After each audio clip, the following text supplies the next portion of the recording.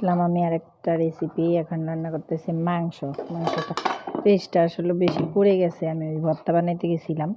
তো দিয়ে দিলাম শুকনো মরিচের বাটা, তার দিয়ে দিলাম আদা বাটা। দেখুন আমি একটু ভাজি নিয়েছি, তো আমি হাত ধোয়া পানিটা দিয়ে দিয়েছি। ঠিক আছে, হাত ধোয়া পানিটা এটার ভিতরে দিয়ে দিয়েছি আর কি। মরিচ বাটছি না, ওই মরিচ বাটার থেকে ধুইয়া পানিটা দিয়েছি। একটু মরিচের গুঁড়াটা দিয়ে দিলাম, আসলে কি মরিচ বাটা খাইলে মরিচের গুঁড়াটা দিলাম, তারপরেও এই মরিচের কালারটা একদম। গাইস আমার মশলাটা কষানো শেষ, এখন দিয়ে দিব আমি মাংসটা। আর মাংসটা আগের থেকেই হলুদ মরিচ দিয়ে মাখিয়ে রেখেছিলাম লবণ দিয়ে। তো আধা ঘন্টা 1 ঘন্টার মতো, কারণ ভর্তা বানাইছি তো আমার অনেকটা সময় লেগেছে, তাই অনেকটা সময় ধরেই করছি।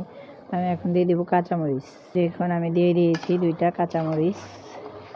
আমি নেড়ে চেড়ে একটু ঢেকে দিব। ঠিক আছে, কষাতে থাকবো।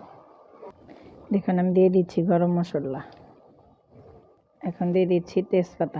গাইস আমার মাংসটা কষানো, আস্তে আস্তে কষাচ্ছি।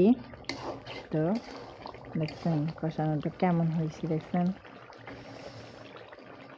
দেখুন তরকারিটা মাঝখানে কিন্তু বারে বারে নেড়ে চেড়ে দিচ্ছি।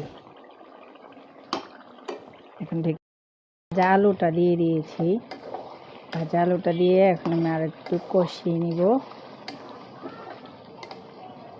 দেখুন গাইস আমার একদম কষানোটা শেষ, এখন আমি নামিয়ে নেব।